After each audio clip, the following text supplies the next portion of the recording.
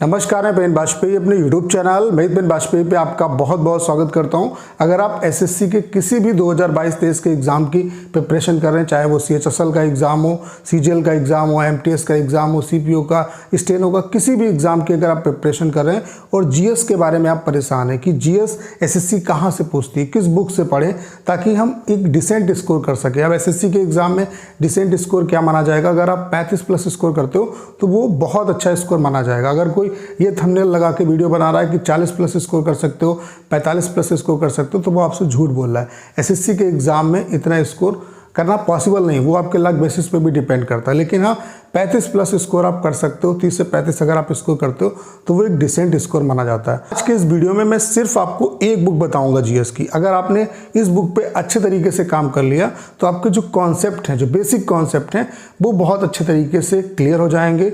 और मैं ये भी जानता हूँ कि लूसेंट आपको पढ़ने में मज़ा नहीं आता है, तो ये जो बुक है वो लूसेंट से कहीं ना कहीं मुझे बेहतर लगी और देन मैं आपको सजेस्ट कर रहा हूँ। तो ये बुक कौन सी है आप लोग देख पा रहे होंगे, ये एसएस पब्लिकेशंस की बुक है, सामान्य ज्ञान, अरुणा यादव की बुक है। ठीक है, इस बुक की सबसे बड़ी खास बात क्या है कि ये एनसीईआरटी के पैटर्न पर आधारित है, यानी कि एनसीईआरटी के पैटर्न को फॉलो किया गया है। जैसे कि आप लूसेंट पढ़ते हैं तो लूसेंट जो बुक है वो 1 लाइनर है, तो आपको चीज़ें याद नहीं होती।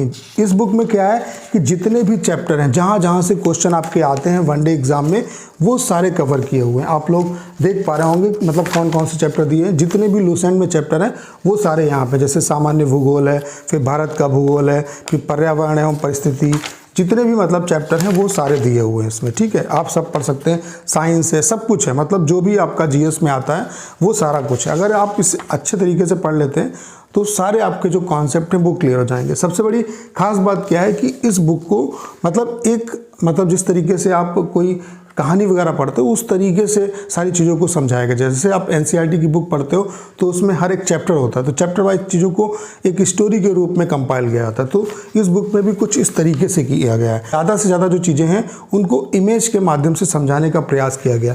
तो इससे क्या है कि जब आपको कोई चीज़ स्टोरी के बेस में पढ़ाई जाती है तो आपको वो ज़्यादा जल्दी याद होती है और कहीं ना कहीं आप ज़्यादा टाइम तक उसे याद रख पाते हैं। ठीक है, और फिर साथ ही साथ यहाँ पे एनसीईआरटी के फैक्ट्स भी दिए गए हैं कि मतलब एनसीईआरटी क्या मानती है। ठीक है, तो जाहिर सी बात है कि इसकी गुणवत्ता पे आप जो है डाउट नहीं कर सकते। मैं दिखा देता हूँ किस तरीके से इसमें सारी चीज़ों को फिगर बना के समझाया गया। देखिए आप लोग, जैसे पृथ्वी है, पृथ्वी के बारे में समझाया गया तो फिगर के माध्यम से समझा दिया गया।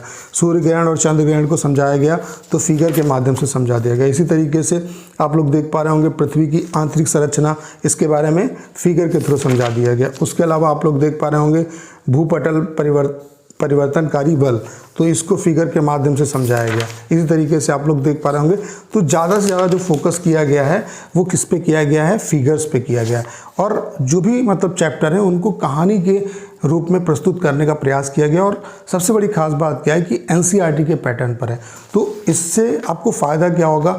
जितने भी आप चाहे एसएससी की प्रिपरेशन कर रहे हो या किसी भी वनडे एग्जाम की प्रिपरेशन कर रहे हो, आपका जो जीएस का कॉन्सेप्ट है वो क्लियर होगा और सभी जो चैप्टर हैं वो आपको बेसिक तरीके से तैयार हो जाएंगे। और जब बेसिक नॉलेज आपके पास होगा तो आप बहुत बेहतर स्कोर कर पाएंगे। और एसएससी में इसी का ही पूरा खेल होता है, बेसिक नॉलेज हो आपके पास और प्रीवियस ईयर क्वेश्चन आप ज़्यादा से ज़्यादा सॉल्व कर लो, बस आपका काम हो गया।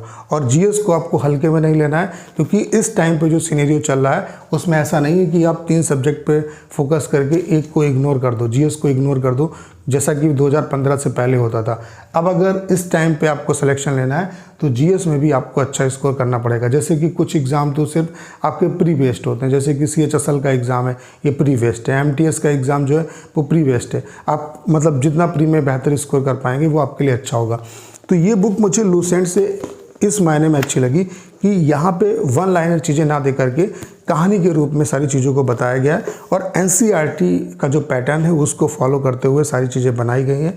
तो अगर इस बुक को आप परचेज करते हैं और इससे पढ़ते हैं, ईमानदारी से अगर आप पढ़ते हैं तो डेफिनेटली आप अच्छा रिजल्ट दे पाएंगे। देखिए, अगर आपको नंबर अच्छे लाने तो पढ़ना तो पड़ेगा ही। आप जीएस में बेहतर स्कोर करना चाहते हैं तो मैं आपको ये बुक रिकमेंड करूँगा कि अगर आप इस बुक को एक बार पढ़ लेंगे तो जितने भी वनडे एग्ज़ाम हैं वो आपके सारे के सारे कवर हो जाएंगे इससे, चाहे आपका स्टेट लेवल का एग्ज़ाम हो या आपका सेंट्रल लेवल का कोई भी एग्ज़ाम हो। ऐसा नहीं कि आप एसएससी एग्ज़ाम देते हैं, सारे एग्ज़ाम देते हैं, तो सभी एग्ज़ाम के लिए बुक है। मतलब लूसेंट के जैसी ये बुक है, लेकिन लूसेंट से इस मायने में ये बेहतर है कि इसमें सारी चीज़ों को कहानी के रूप में दर्शाया गया है। जिस तरीके से कक्षा 7-8 में आप लोग पढ़ते होंगे किताबें, उस तरीके से सारी चीज़ों को कंपाइल किया गया है। तो अगर आपको इस बुक को परचेज करना है तो इसका जो लिंक है वो डिस्क्रिप्शन में दिया हुआ है, वहाँ से आप इसे परचेज कर सकते हैं। सिर्फ खरीदने से फ़ायदा नहीं होगा, जब आप इस पे काम करेंगे, ईमानदारी से पढ़ेंगे, तभी कहीं ना कहीं आपको इसका रिजल्ट मिलेगा।